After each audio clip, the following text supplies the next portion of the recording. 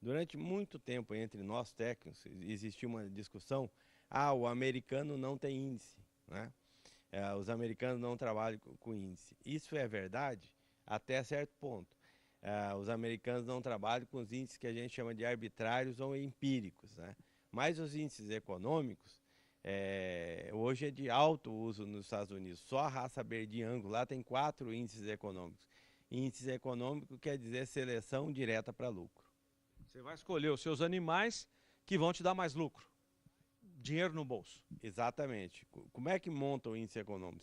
No nosso caso, nós pegamos uma fazenda no Brasil Central, de cria, recria e engorda, e se pega todos os custos de produção e todas as receitas, né?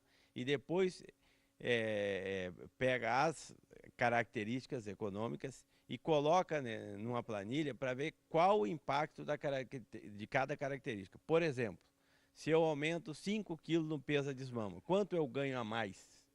Se eu aumento o leite das minhas fêmeas, quanto que isso traz mais de lucro? Então, o índice econômico é a seleção direta para lucro.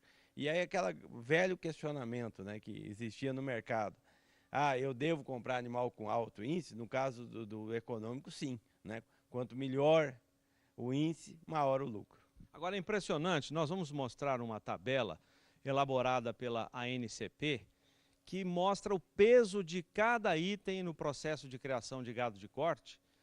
Olha só, esse MGTE é o mérito genético para índices econômicos. Veja só, na primeira parte, o número 1, a precocidade do animal, ou seja, você ter filhos e animais precoces, isso representa 15% de peso nesse índice econômico. Isso aí você considera idade ao primeiro parto, probabilidade de parto precoce.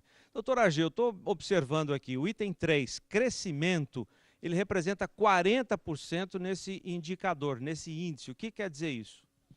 É o impacto dessa característica dentro da atividade de cada um, né? Por exemplo, por que aparece 40% ali?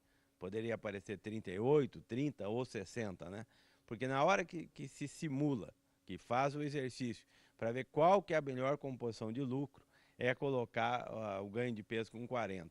Agora, se você somar ali as características de fertilidade, elas representam mais de 50% do índice. Porque o produtor, quem fica na sua fazenda gerando bezerros é as fêmeas, né? Então a gente precisa de índices de fêmeas. E esses índices econômicos, né, eles são tão importantes que a gente sabe que os outros programas, e saúda eles por isso, estão todos trabalhando para, num momento, lançar índice econômico. Índice econômico é importante que as pessoas tenham em mente que é feito com características objetivas, características que a gente pode medir. Quer dizer, você vai escolher um touro, aliás, vocês já estão selecionando, escolhendo os touros, que vão dar esses índices elevados de percentuais, que vão compor o índice que representa o que você pode ganhar de lucro, a expectativa que você vai ter de lucro. Vocês estão tendo surpresas, escolhendo, selecionando esses touros que vão dar esses índices? Naturalmente que vai identificando novos indivíduos, né? E na hora que você coloca as características de reprodução, que é uma coisa importantíssima, né? Todas as pessoas que trabalham com melhoramento reconhecem que reprodução é a principal das características, né? Mas ela tem que estar contemplada no índice. Ninguém vende o bezerro que não nasceu, né? Se a vaca é ruim de fertilidade e ela não criar, ninguém consegue vender esse bezerro. Então, mas isso tem que estar contemplado no índice também. A outra pergunta que tem, esse índice é definitivo? Não, não é, porque vai aparecendo novas características que precisam ser incorporadas. Uma delas, que a gente já pode adiantar, num determinado momento, a eficiência alimentar vai passar a fazer parte desse índice também. Verdade, aquilo que o animal come, o que ele converte em ganho em peso, ganho de carcaça. Vou mostrar um pouco mais essa tabela para o doutor Argeu explicar. Olha, isso é uma DEP que está sendo implantada em muitas propriedades brasileiras, ela é recente. Você lembra da DEP para ganho de peso, que é antiga, para fertilidade, né? Temperamento dos animais. Agora, esse índice econômico é uma coisa recente. Vamos comentar rapidamente sobre cada um desses itens e o peso deles no bolso, positivamente no bolso do criador. A gente olha ali, precocidade sexual, tá? Vale 15%. Ou seja, você tem um bezerro, normalmente as vacas ficam aí em média entre 3 e 5 crias. Você tem um bezerro antecipado dessa vaca, representa 15% de aumento de renda nessas propriedades. A questão da produção de leite do materno, ela representa 8%. A questão do crescimento, a gente falou, são 40% dividido entre desmama e sobreano. A stayability, que é a habilidade de permanência no rebanho, ou seja, vacas que permanecem no rebanho criando um bezerro por ano, representa 22%.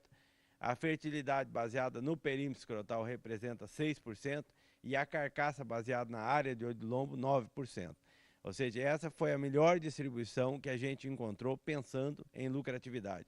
Então, para quem trabalha com índices econômicos, e hoje é privilégio dos associados da NCP e das pessoas que compram touros por MGTE, comprando o maior índice, está comprando o melhor touro de lucro.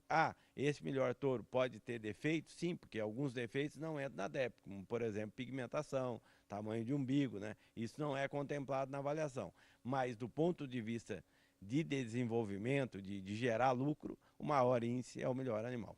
Agora, uma importância está sendo dada cada vez maior para a questão alimentar. A conversão do alimento, seja ele massa seca, concentrado, em ganho em peso, que é o que interessa. Isso, como é que tem sido a evolução dessas pesquisas? Isso é uma equação da década de 60 do australiano. Lá se começou a trabalhar, mas era uma equação na época muito cara, ainda hoje é cara. E depois, agora recentemente, em função da camada de ozônio e da própria necessidade de ter um animal mais rentável, isso voltou inicialmente aqui no Brasil, era no centro de pesquisas, universidades, alguns centros, né? E agora isso está sendo aumentado, expandido para vários criadores. Então está aumentando verticalmente o número de pessoas medindo a eficiência. Quando você olha um bovino de corte, 70% do custo final dele é alimento. Então, quando você mexe, por exemplo, 10% aí, são 10% de 70% são 7% de lucro a mais. É mexer na característica de maior impacto para quem faz terminação de bois no campo. Acaba fazendo a diferença na hora de fechar o balanço. Muito. Na operação de confinamento, você tem um animal que é 10% mais eficiente ou até 20% mais eficiente que o outro, faz toda a diferença. E na hora que a gente começa a medir, a gente vê que esses animais existem, tanto os animais muito eficientes como os animais nada eficientes. Os dois estão lá, a gente tem que eliminar um e multiplicar o outro. Bom, doutor Ageu Silveira, que é diretor técnico da ANCP, gentilmente fazendo uma visita para nós aqui que estamos no Ribeirão Shopping. Daqui a pouco começa o encontro da Coan de confinamento. A ANCP, para a gente concluir essa conversa, vai comemorar aniversário no dia 11 de maio. A gente vai falar muito sobre isso, porque amanhã o presidente vem aqui, mas só antecipa para nós a história rapidinho da ANCP. Ela começou em 1988 com 3 criadores. Hoje contempla um número muito grande de criadores, trabalha hoje com 5 raças, com a possibilidade concreta de aumentar esse número de raças. Tem o perfil de que sempre foi feito para atender o interesse do produtor, ela foi criada única e exclusivamente para atender os interesses dos seus associados e da comunidade, e agora é uma data importante, são 30 anos de ANCP, aonde a gente vem com uma liderança tecnológica no mercado, lançando muitas novidades, e vocês têm nos dado a oportunidade de lançá-las nos vossos programas. E dia 11 de maio, 30 anos aqui em Ribeirão Preto, a gente vai ter a oportunidade de estar divulgando, todos convidados para estar aqui com a gente.